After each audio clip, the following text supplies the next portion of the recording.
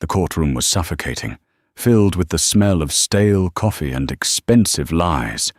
Everyone's eyes were glued to the trembling man in the defendant's chair, James Vance, a man accused of stealing millions. They called him a fraud, a thief, a liar. But while the prosecutor screamed and the corrupt billionaire smirked, nobody noticed the woman sitting alone in the very last row. She wore a frayed grey cardigan and looked at the floor, invisible to the world. They thought she was just the pathetic wife of a criminal. They had no idea that she was the most powerful person in the room, and she was about to burn their entire world to the ground. The heavy oak doors of the Superior Court of Manhattan had never felt more like the gates of a tomb than they did on that rainy Tuesday in November. Inside courtroom 402, the air was thick with tension and the low, buzzing murmur of the press. They were like vultures, waiting for the carcass of a reputation to be picked clean. Sitting at the defense table, James Vance stared at his hands. They were shaking. He clasped them together, trying to stop the tremors, but the cold knot of fear in his stomach made it impossible to find any stillness. He was an architect, a builder of safe havens, a man who designed libraries and schools. He wasn't a criminal. Yet here he was, facing 20 years in federal prison for corporate embezzlement and wire fraud. "Straighten your tie, James," his public defender, a weary man named Arthur Miller, whispered. Arthur was a good man, but he was overworked, underpaid, and visibly intimidated by the legal sharks sitting across the aisle. "Don't let them see you sweat. That's what Thorne wants." James looked up, his eyes drifting across the courtroom. At the prosecution's table sat Gavin Thorne. Thorne was less of a lawyer and more of a televised executioner. He wore a three-piece Italian suit that cost more than James's car, and his smile was a razor blade wrapped in silk. He was the district attorney's golden boy, the man who had never lost a high-profile case because he knew exactly how to twist the truth until it snapped. But the real danger wasn't Thorne. It was the man sitting in the gallery, directly behind the prosecution, legs crossed comfortably. Mateo Sterling. Mateo was the CEO of Sterling Developments, James's former partner and best friend of 15 years. Mateo was the one who had siphoned the $50 million from the affordable housing project. Mateo was the one who had forged James's digital signature on the offshore accounts.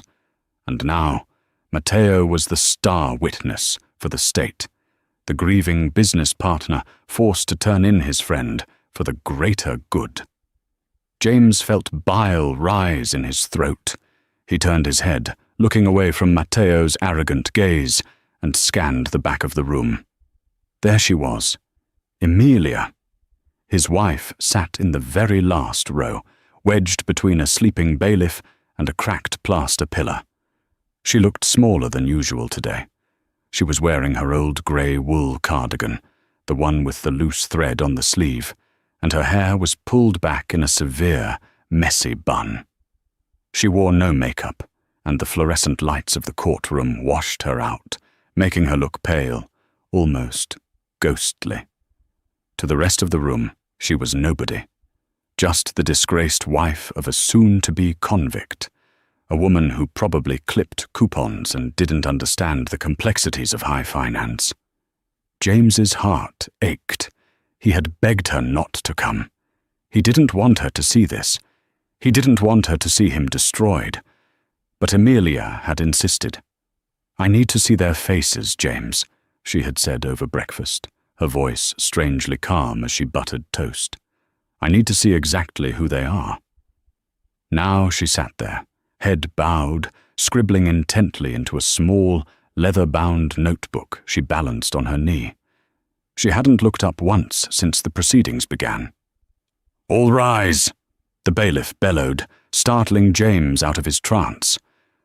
Judge Silas Holloway swept into the room.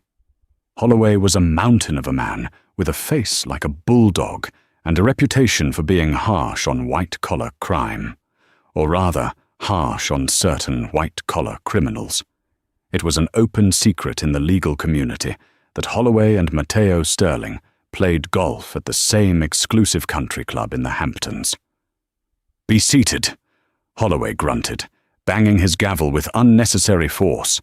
He glared over his spectacles at James. "Docket number 4490, the People versus James Vance. We are resuming with the prosecution's opening statement. Mr. Thorne, the floor is yours." Gavin Thorne stood up, buttoning his jacket with a flourish. He didn't walk to the podium. He prowled the center of the room, making eye contact with every juror. "Ladies and gentlemen," Thorne began, his voice a rich baritone that commanded attention. "Greed. It is a simple, ugly word. We like to think that the men who build our cities, the architects who design our skylines, are men of vision. But James Vance is not a man of vision. He is a man of appetite." Thorne spun around, pointing a manicured finger directly at James. "He stole $50 million intended for the poor," Thorne boomed. "Money meant for single mothers, for veterans, for the homeless. He took that money to fund a secret life of luxury, while his partner, Mr. Sterling, worked tirelessly to save the project. Today, we will show you the bank transfers. We will show you the emails. And we will show you that behind that facade of a humble family man lies a predator." James shrank in his seat. It was all lies. The emails were fabricated. The bank transfers were routed through shell companies Mateo owned, but hacked to look like James's. In the back row, Amelia Vance didn't flinch. She didn't gasp. She simply turned a page in her notebook. The sound of the crisp paper turning was the only noise she made. She wrote 3 words in elegant, sharp cursive. "Thorne. Opening. Perjury." She looked up then, her eyes locking onto the back of Judge Holloway's head. Her expression wasn't one of fear. It was the cold, clinical calculation of a predator watching prey that didn't yet know it was being hunted. The morning session was a bloodbath. Thorne called his first 3 witnesses in rapid succession. First, a nervous accountant from the firm who admitted, under intense pressure, that he had seen James acting suspiciously near the secure servers. Then, a forensic analyst who presented a slideshow of the stolen funds moving into an account in the Cayman Islands bearing James's name. "Mr. Miller," Judge Holloway barked at James's lawyer, "do you have any cross-examination for the analyst?" Arthur Miller stood up, shuffling his papers nervously. "Yes, Your Honor. Mr. Analyst, isn't it true that the IP address used to access these accounts can be spoofed?" "It's possible," the analyst shrugged, clearly coached by Thorne, but highly unlikely given the encryption level. "But isn't it true," Miller pressed, "that Mr. Vance was at a parent-teacher conference at the exact time the transfer was authorized?" "Objection!" Thorne shouted, leaping to his feet. "Relevance! The transfer could have been automated." "Sustained," Judge Holloway drawled, looking bored. "Move on, Mr. Miller." James put his head in his hands. The judge wasn't even letting them fight. Then came the main event. "The prosecution calls Mateo Sterling to the stand," Thorne announced. A ripple of excitement went through the gallery. Mateo Sterling stood up, adjusting his silk tie. He walked to the stand with the confident stride of a man who owned the building. He was handsome, in a rugged, polished way, with silver fox hair and a sympathetic smile that melted the hearts of the jury. He was sworn in. "Mr. Sterling," Thorne said softly, adopting a tone of shared sorrow, "tell us about your relationship with the defendant." Mateo sighed, looking over at James with eyes full of fake pity. "James was my brother. In spirit, anyway. We started Sterling Developments in a garage. I trusted him with my life. When I found out what he had done, when I saw the missing money, it broke my heart." Did you confront him? Thorne asked. I did, Mateo lied smoothly. He laughed in my face. He told me that I was too stupid to catch him. He said he deserved the money because he was the creative genius, and I was just the suit. Liar! James shouted, unable to stop himself. I never said that. You came to me begging for a loan to cover your gambling debts. Order! Judge Holloway slammed the gavel down so hard the wood cracked. Mr. Vance, another outburst like that, and I will have you bound and gagged. The jury will disregard the defendant's outburst. Mateo looked at the jury and shook his head sadly, as if James's shout just proved how unstable he was. I tried to cover for him at first, Mateo continued, wiping a non-existent tear from his eye. I thought he was sick, but when I realized he was stealing from the orphanage fund, I had to go to the police. In the back row, Amelia stopped writing. She watched Mateo Sterling carefully. She noticed the way he tapped his left foot when he lied. She noticed the way he glanced at Judge Holloway for approval after every major statement. She reached into her oversized, battered tote bag. She didn't pull out a tissue. She didn't pull out a snack. She pulled out a pair of heavy, black-rimmed spectacles and slid them onto her face. Then, she pulled out a second document, a thick stack of papers bound with a red clip. It wasn't a notebook. It was a transcript of a deposition from a case 5 years prior in Chicago, a case called Estate versus Sterling Construction. A young bailiff, a man named Officer O'Malley, was standing near the back row. He looked down at the woman in the grey cardigan. He saw the document she was holding. He squinted at the header. Department of Justice, sealed indictment. O'Malley froze. He looked at the woman's face. The grey cardigan and the messy hair had fooled everyone. But with the glasses on and her posture suddenly straightening, she looked familiar. Terrifyingly familiar. Amelia caught the bailiff staring. She didn't smile. She simply raised a single finger to her lips. Shh. Officer O'Malley swallowed hard and looked away, his heart hammering against his ribs. He knew who she was.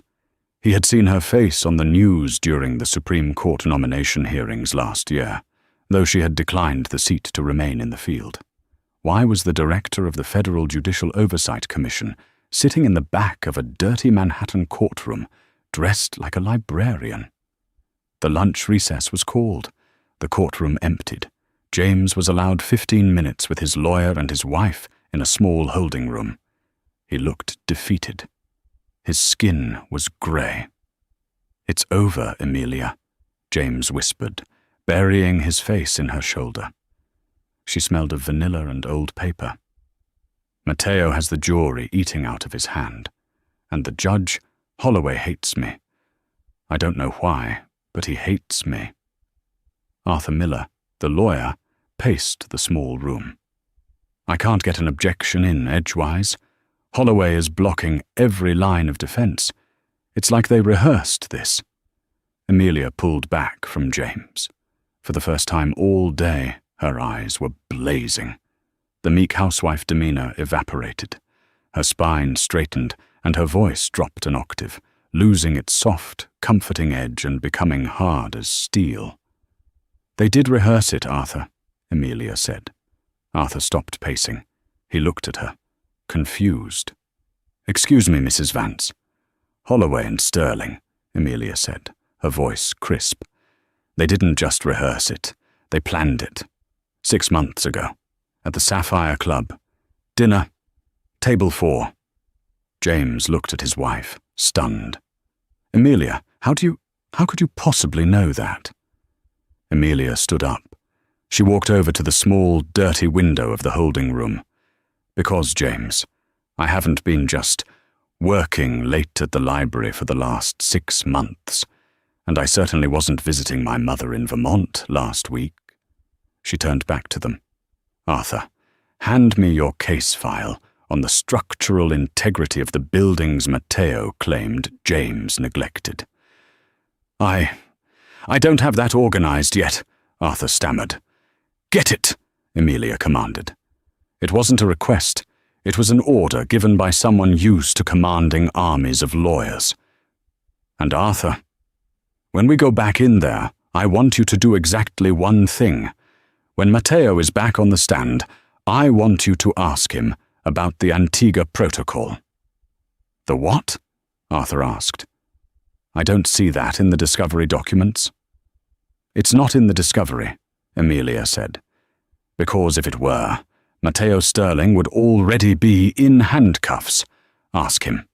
And when the judge tries to overrule you, and he will, I want you to state clearly for the record, the defense requests the court recognize the presence of a federal observer." "A federal observer?" Arthur laughed nervously. "Amelia, honey, there's no federal observer here. It's just us."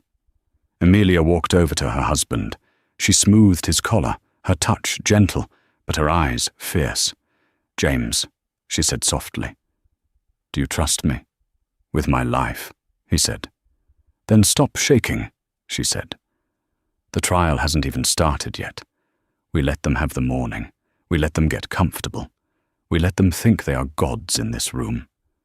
She checked her watch, a simple, cheap digital watch, or so it appeared. She pressed a sequence of buttons on the side.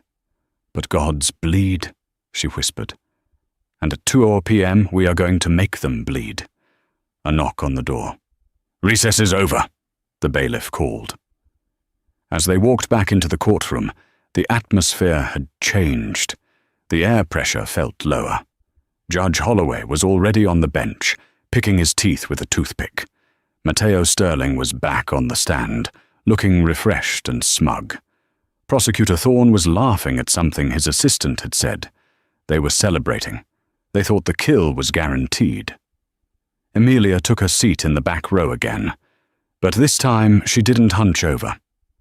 She took off the grey cardigan.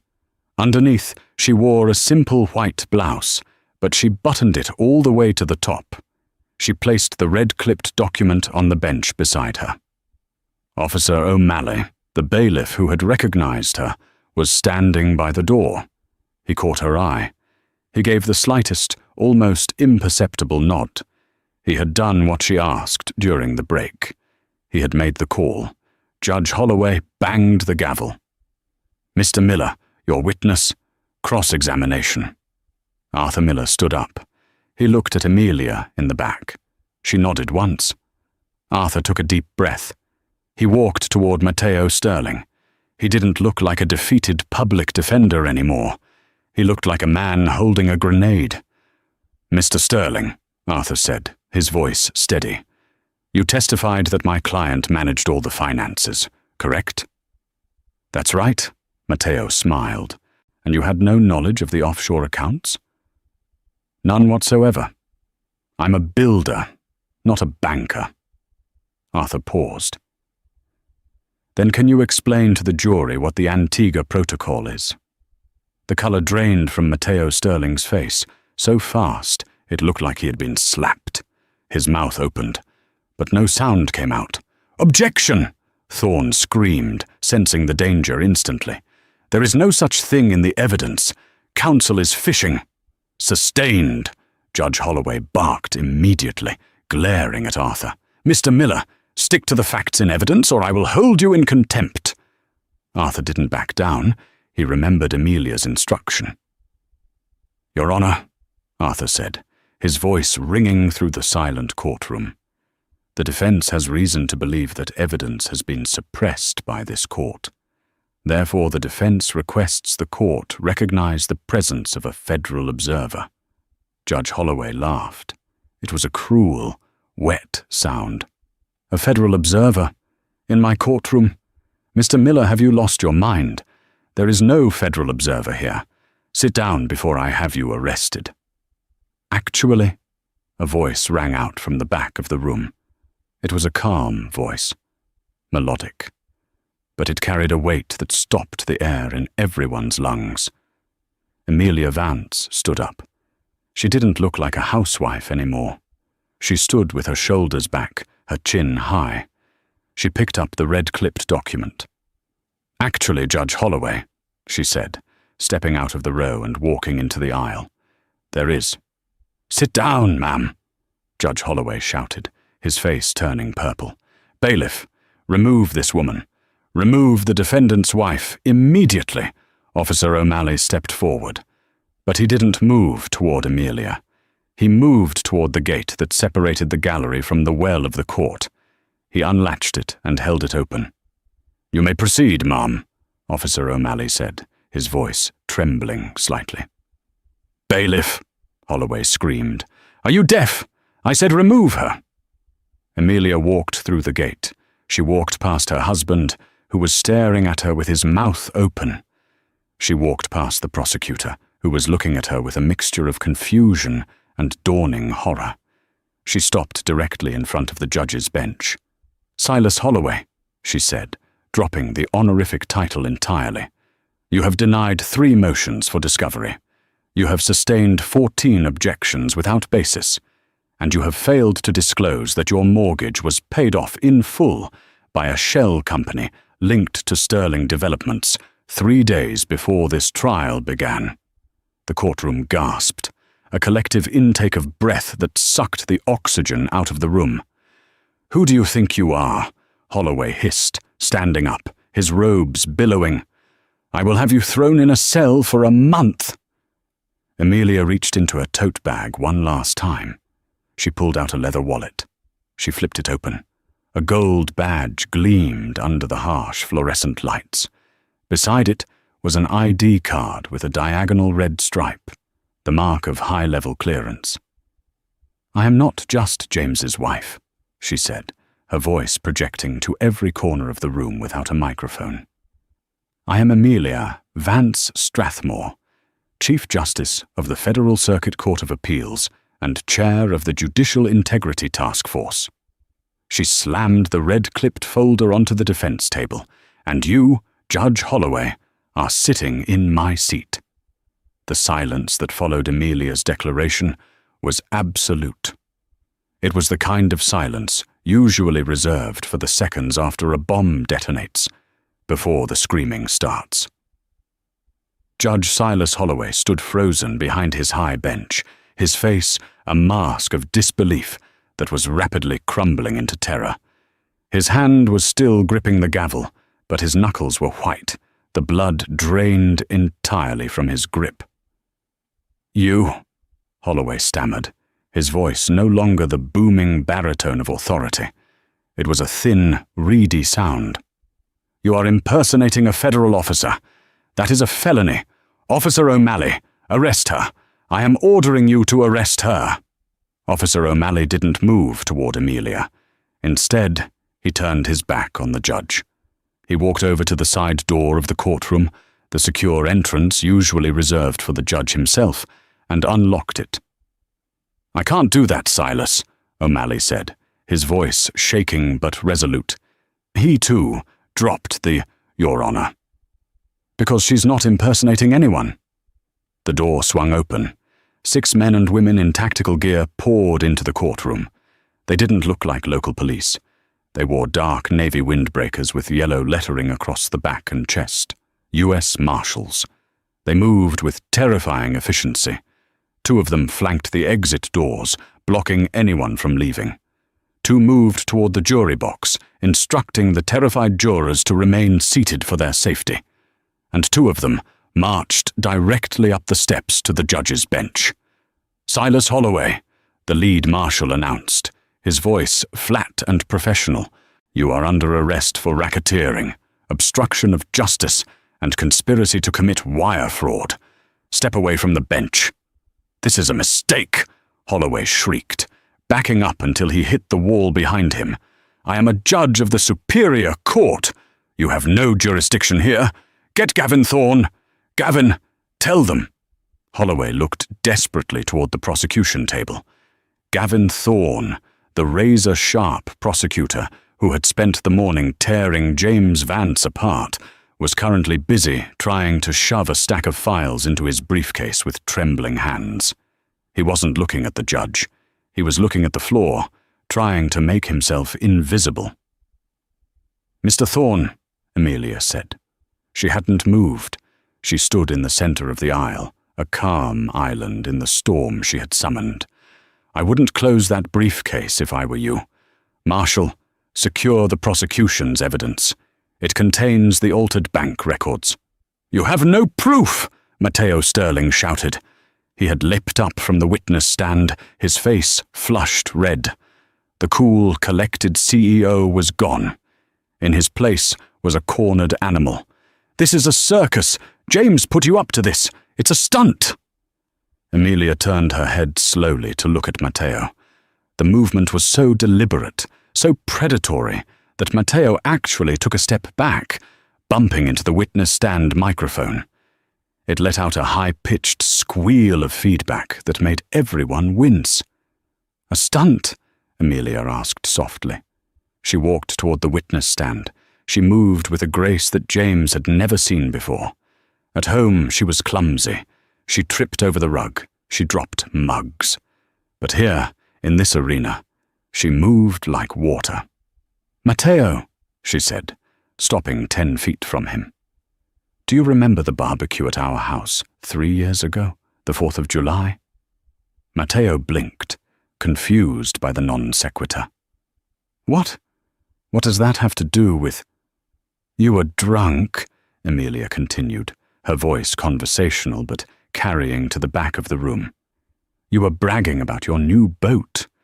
You told James that the hull was made of a new composite material, lighter than anything on the market. You said, 'Amelia, the key to success isn't working hard. It's knowing where the cracks are in the system.'"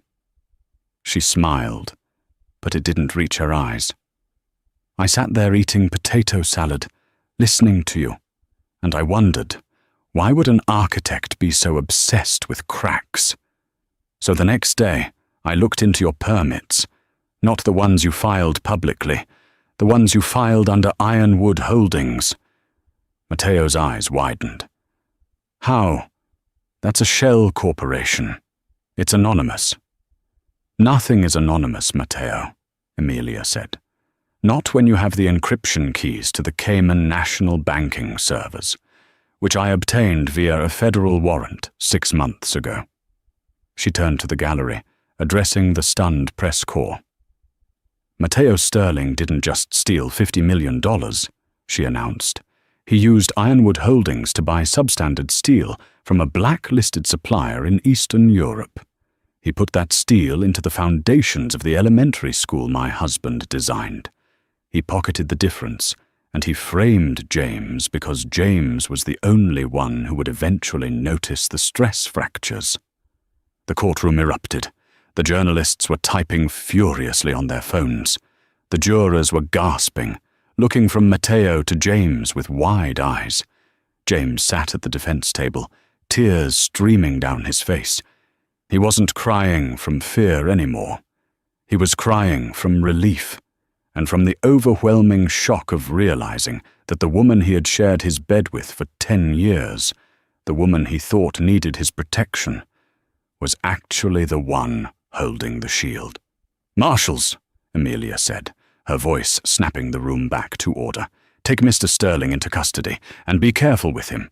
He's a flight risk. He has a plane fueled and waiting at Teterboro Airport, under the tail number N449 SZ. Mateo lunged. It happened in a blur, realizing his life was over, realizing the plane was burned and the money was gone. Mateo Sterling snapped. He lunged off the witness stand, not toward the door, but toward James. "You ruined everything," Mateo screamed, his hands reaching for James's throat. James flinched, raising his arms to protect his face, but Mateo never reached him. Amelia moved. She didn't use a weapon. She simply stepped into Mateo's path, pivoted on her heel, and used his own momentum against him. She grabbed his outstretched arm, twisted her hips, and slammed the CEO of Sterling Developments face first onto the courtroom floor with a sickening thud. She knelt on his back, pulling his arm up behind him until he whimpered in pain. She leaned down, her lips close to his ear. "You should have never," she whispered, "threatened my family." The marshals were there a second later, hauling Mateo up and slapping cuffs on him. Amelia stood up, smoothing her white blouse. She looked at her husband. "Are you okay?" she asked, her voice suddenly soft again. James nodded, unable to speak. "Good," she said. She turned back to the empty judge's bench. "Now, we need a new judge, and lucky for us, I brought one." The transition of power was swift. Judge Holloway was led out in handcuffs, weeping openly. He was escorted through the same door he used to enter, bypassing the gallery, but the cameras caught the silver glint of the cuffs. It would be the front-page photo of every paper in New York the next morning. 10 minutes later, the side door opened again. A woman in flowing black robes entered.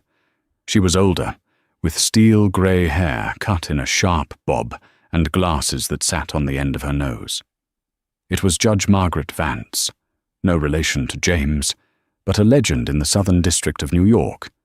She was known as the Iron Lady of Foley Square. She was retired, but she had been reactivated for this specific task force. "Be seated," Judge Margaret said. She didn't bang a gavel. She didn't need to. Her presence demanded silence.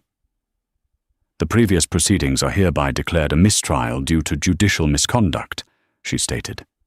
However, given the extraordinary nature of the evidence presented by Chief Justice Vance Strathmore, this court is now convening a probable cause hearing for the arrest of Mateo Sterling and Gavin Thorne. Thorne, the prosecutor, tried to object. "Your Honor, I am a representative of the district attorney. You cannot arrest me."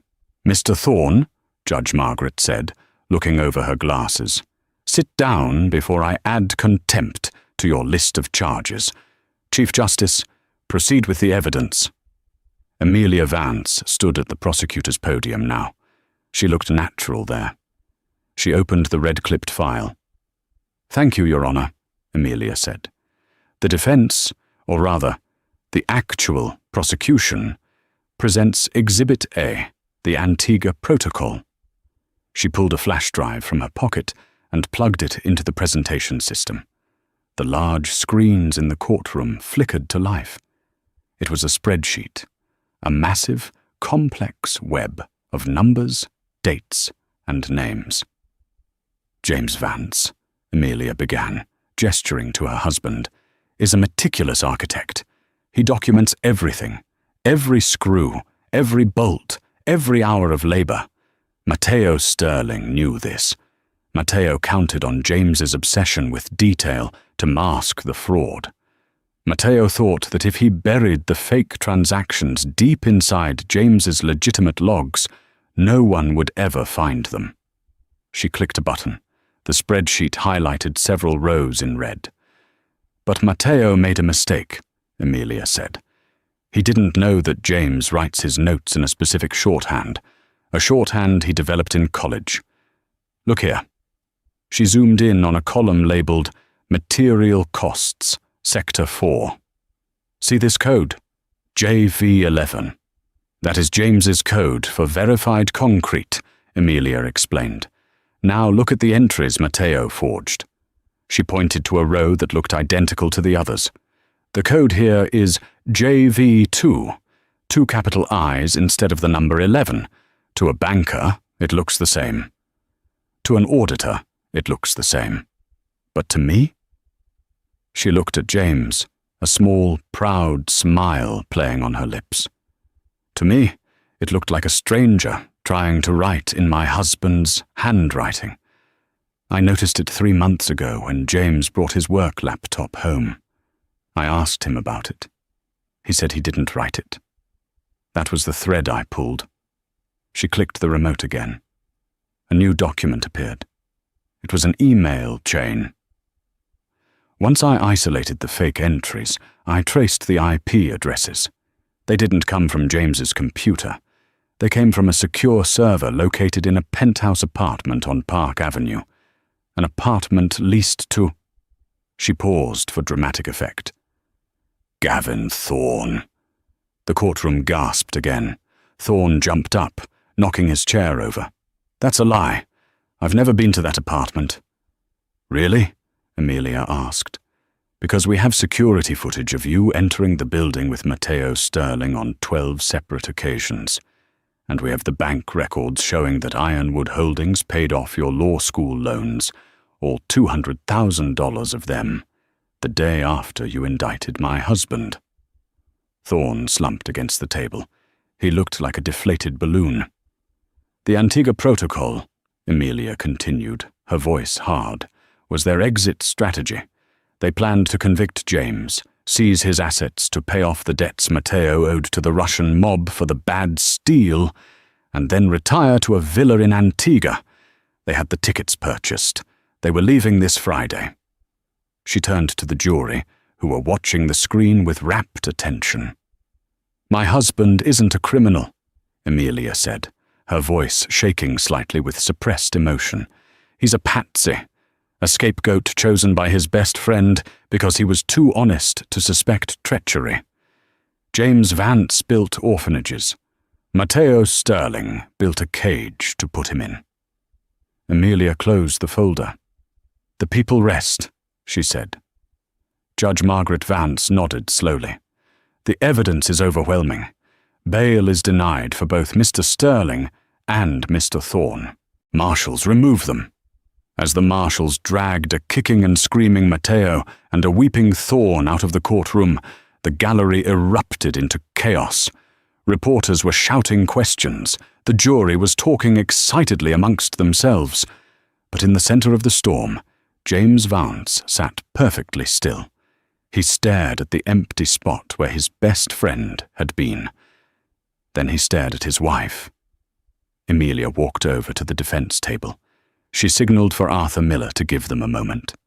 The lawyer, looking like he had just won the lottery without buying a ticket, happily stepped aside. Amelia sat in the chair next to James. She reached out and took his trembling hand. I'm sorry, she whispered. James looked at her. Sorry. Amelia, you saved my life. You saved everything. I lied to you, she said, looking down at their joined hands. For 10 years. I told you I was a legal consultant for a non-profit. I couldn't tell you the truth. The task force, it requires total anonymity. If people knew who I was, I couldn't do what I do. I couldn't sit in the back rows of courtrooms and watch for corruption. James laughed. It was a dry, rasping sound. So, all those times you were baking cookies for the church fundraiser. Surveillance operations, she admitted sheepishly, and the time you went to that book club retreat in D.C. Testifying before a closed Senate committee regarding organized crime in the judiciary. James shook his head, a slow smile spreading across his face. I thought you were boring, Amelia. I mean, I loved you, but I thought I was the exciting one with the architecture awards. You are exciting, Amelia said fiercely. You create things, James. You build. I just clean up messes. James squeezed her hand. Well, you certainly cleaned up this one. He looked around the courtroom. So, what happens now? Amelia stood up, pulling him with her. Now? The trial is over. The charges against you are dismissed with prejudice. The government will be seizing Mateo's assets. Sterling Developments is going to be liquidated. She paused, a mischievous glint in her eye. And since I am the court-appointed trustee for the liquidation, I get to decide who finishes the contracts. James raised an eyebrow. Oh? The affordable housing project, Amelia said. The orphanage. They still need to be built, and they need an architect who knows the plans, an architect who is honest. I don't have a firm anymore, Amelia, James said. Sterling Developments is gone. True, Amelia said. She reached into her tote bag one last time. She pulled out a piece of paper. It wasn't a legal document. It was a drawing a sketch of a logo, Vance Architecture and Design. "I took the liberty of filing the incorporation papers this morning," she said. "While you were getting dressed, I also transferred the $50 million, the money we recovered from the Cayman account, into an escrow account for the project. It's fully funded, James, but only if you agree to run it." James looked at the sketch. He looked at his wife, the spy, the judge, the warrior. "I think," James said, his voice thick with emotion, "that I can manage that." "Good," Amelia said, "because we have one more problem to deal with." "What?" James asked, alarmed. "Is there another co-conspirator?" "No," Amelia said, checking her cheap digital watch again. "It's 3:30 p.m. We missed lunch, and I am starving." James burst out laughing. It was a loud, joyous sound that made the remaining people in the courtroom turn and look. "Come on, Chief Justice," James said, offering her his arm. "Let me buy you a burger. I know a place where they don't ask for ID." They walked out of the courtroom arm in arm. The press flashbulbs popped like lightning, but neither of them flinched. 1 year later, the autumn sun hung low over the Manhattan skyline, casting long, golden shadows that danced across the glass facade of the city's newest architectural marvel. It was a crisp November afternoon, exactly 365 days since the doors of courtroom 402 had swung shut on the life James Vance used to know. Standing on the corner of 5th Avenue and 110th Street, the Vance Community Center and Shelter did not look like a charity case. It did not look like a repository for the forgotten. It looked like a cathedral of light. The building was a stunning interplay of reinforced steel, warm reclaimed oak, and floor-to-ceiling glass that reflected the clouds drifting above. It was transparent. It was open. It was everything the corrupt empire of Sterling Developments had not been. James Vance stood in the VIP holding tent, adjusting his silk tie in the mirror. He looked older than he had a year ago, but it was a good kind of aging. The frantic, hollowed-out look of a man being hunted was gone, replaced by the weathered resilience of a man who had walked through fire. He smoothed the lapel of his navy suit, a suit he had bought with his own money, earned from legitimate commissions, not the scraps Mateo Sterling had thrown him. "You're fidgeting again," a soft voice came from behind him. James smiled at the reflection in the mirror. Amelia was standing there. If the world had underestimated Amelia Vance a year ago in her grey cardigan and messy bun, they wouldn't even recognize the woman standing there now. She wore a structured, crimson dress that fit her like armor, tailored to perfection. Her hair was no longer hidden. It cascaded in soft, dark waves around her shoulders. But the biggest change was in her eyes. They were no longer downcast. They were sharp, clear, and dancing with a quiet, dangerous intelligence. "I'm not fidgeting," James lied, turning to face her. "I'm just checking the stitching. You know how I am about details." "I do," Amelia said, stepping forward to straighten his tie herself. Her touch was warm. "That obsession with details is what saved us, remember? If you hadn't logged those concrete mixtures, I never would have found the thread to pull." James took her hands. "It feels strange, Amelia. Being here, celebrating, knowing where they are." He didn't have to say the names. They hung in the air between them, ghosts that had been exorcised but not forgotten. The fall of the Sterling conspiracy had been the most sensational legal collapse in New York history. It wasn't just a ripple. It was a tsunami that had washed away the grime of the city's construction industry. Mateo Sterling, the man who had once sipped scotch in penthouses and looked down on the world, was no longer looking down on anyone. The federal investigation Amelia had triggered, the Antigua Protocol, had uncovered far more than embezzlement. It had revealed a decade of money laundering for Eastern European syndicates, Mateo was currently resident, Daitita 9 at ADX Florence, the federal supermax prison in Colorado. He spent 23 hours a day in a concrete box smaller than his old walk-in closet. His assets, the yachts, the Hamptons estate, the private jet he tried to flee in, had all been seized and liquidated. Every single penny had been redirected into a victims' compensation fund, which had financed the very building James was about to open. Then there was Gavin Thorne, the prosecutor who had sneered at James, who had called him a predator.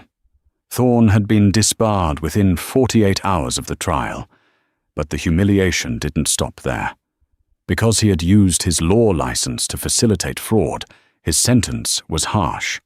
He was currently serving 10 years in a medium security facility in Pennsylvania. Rumor had it he was working in the prison library, reshelving books for 12 cents an hour. A poetic justice for a man who had once charged $1,000 an hour to lie. And Silas Holloway, the judge. He had been the hardest to topple, but Amelia's task force had been thorough. They found the offshore accounts where Sterling had been paying his mortgage. Holloway had taken a plea deal to avoid dying in prison. He was out of the judiciary, stripped of his pension, and living in a small, rented apartment in Queens, his name permanently etched onto the disgraced officials' registry. "They are where they belong," Amelia said firmly, pulling James back to the present. "And we are where we belong. Don't let their ghosts haunt this building, James. You built this on a foundation of truth. It's clean." "Mr. Vance? Mrs. Vance Strathmore?" A young production assistant with a headset poked her head into the tent. "We're ready for you. The mayor is finishing his introduction. There are a lot of people out there." James took a deep breath. "Showtime." He offered his arm to his wife. "Shall we, Madam Chief Justice?" "We shall, Mr. Architect." As they walked out of the tent and onto the raised stage, the wall of sound hit them. It wasn't the hostile murmur of a courtroom gallery. It was a roar of applause. Flashbulbs popped in a blinding staccato rhythm. The crowd was massive. It wasn't just the press and the politicians. It was the community. There were families from the neighborhood, veterans who would be living in the new shelter units, and young students who would be using the library. James approached the podium. He waited for the applause to die down. He looked out at the sea of faces, and for a moment his throat tightened. "Thank you," he said, his voice amplified across the plaza. "A year ago, I stood in a room not far from here, and I was told that I was worthless.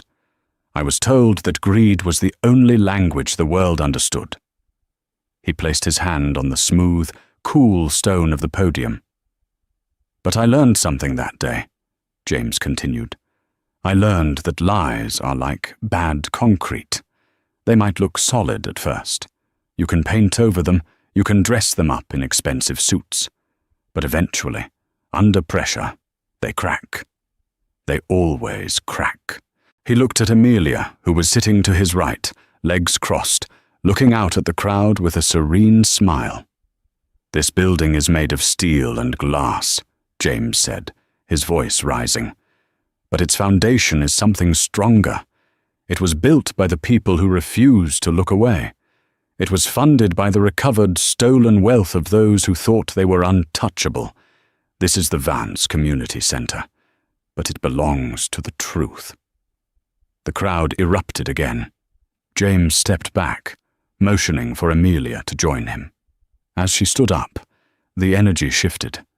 The respect for James was palpable, but the reverence for Amelia was different.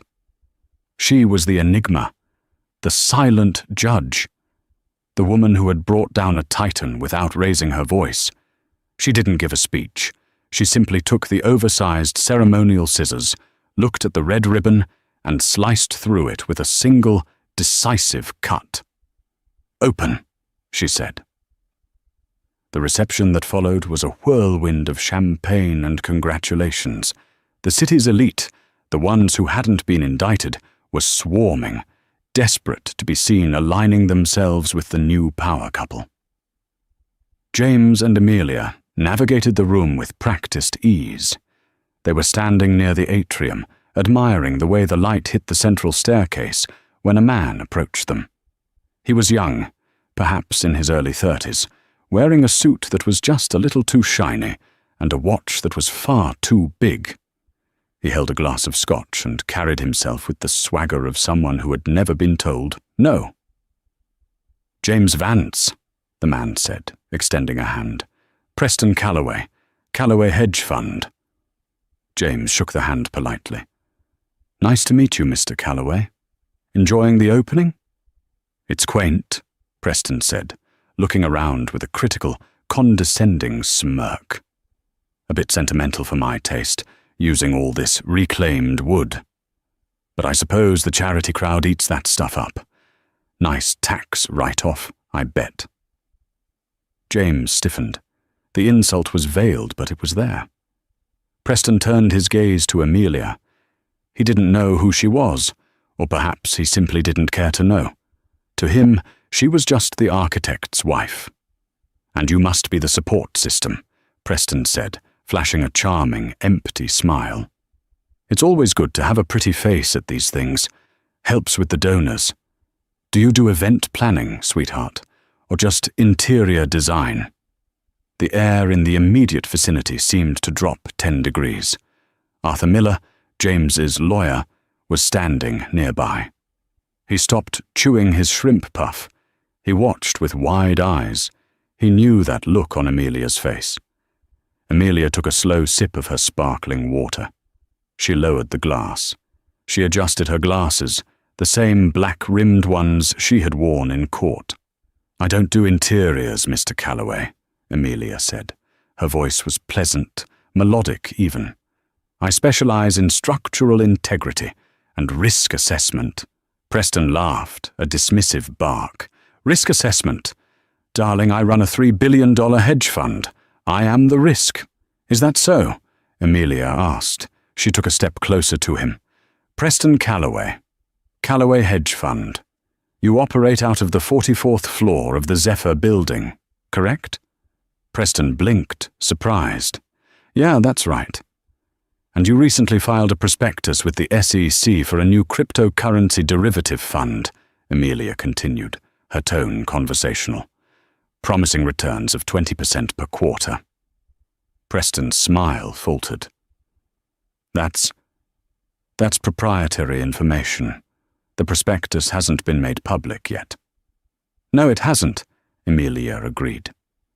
"But the flagged transaction report from the Cayman Islands Monetary Authority has been filed, specifically the transfer of $12 million from an account linked to your firm into a personal holding company in Belize yesterday afternoon." Preston went pale. The glass of scotch trembled in his hand. Who are you?" Amelia didn't answer the question. She simply tilted her head. "The irony, Mr. Calloway," she said, "is that you're standing in a building funded by men who thought they were smarter than the oversight committees. Men who thought they could hide money in Belize or Antigua. Mateo Sterling thought that too." She reached out and gently plucked a piece of lint from Preston's lapel. "I am the chair of the Judicial Integrity Task Force," she whispered, loud enough for the surrounding circle to hear. "And my team has a very interesting algorithm that tracks sudden, large offshore movements from mid-sized hedge funds. You might want to check your phone, Preston. I believe the SEC just froze your domestic assets about 3 minutes ago." As if on cue, Preston's phone buzzed in his pocket. Then it buzzed again, and again. A frantic succession of notifications. He pulled it out, his hands shaking violently. He stared at the screen, his eyes bulging. I have to go," Preston stammered. He looked at Amelia with pure terror. "I have to make a call." "I wouldn't bother," Amelia called after him as he sprinted toward the exit. The marshals are likely waiting by your car." She turned back to James, who was grinning from ear to ear. "You are terrifying," James said, shaking his head in wonder. "Absolutely terrifying." "I just hate bullies," Amelia said, smoothing her dress. "And I really hate it when they interrupt my evening." The party continued into the night. As the guests began to filter out, leaving the great hall quiet, James and Amelia walked up the central staircase to the rooftop garden. The city lights were twinkling around them, a sea of diamonds. Below them, the noise of the traffic was a distant hum. James leaned against the railing, looking out at the empire of concrete and steel. But for the first time in his life, he didn't care about the other buildings. He cared about the woman standing next to him. "You know," James said softly, "I used to think my legacy would be the skyscrapers. I wanted to build the tallest tower. I wanted my name on the skyline." "And now?" Amelia asked, leaning her head on his shoulder. "Now," James said, "I realize that the most important thing I ever built was us. This partnership, the trust." He turned to her, his expression serious. "Amelia, you sat in that back row for weeks. You let them humiliate us. You waited. It must have been agony." "It was," she admitted, "but I knew something they didn't." "What was that?" "I knew who you were," she said. "I knew that you were a good man, and I knew that good men are worth fighting for. The law is a tool, James. It can be used as a weapon by men like Thorne, or it can be a shield. I just made sure you had the shield."